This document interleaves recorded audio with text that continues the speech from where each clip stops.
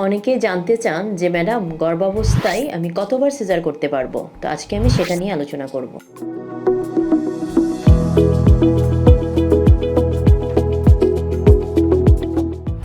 আসসালামু আলাইকুম, আমি ডক্টর রিতা তাহের। গাইনি, প্রসূতি এবং বন্ধ্যাত্ব মায়েদের বিভিন্ন সমস্যা এবং আলট্রাসোনোগ্রাফি নিয়ে কাজ করছি কোনাবাড়ি ল্যাবেট হাসপাতাল এবং আরিবা ডিজিটাল ডায়াগনস্টিক সেন্টারে।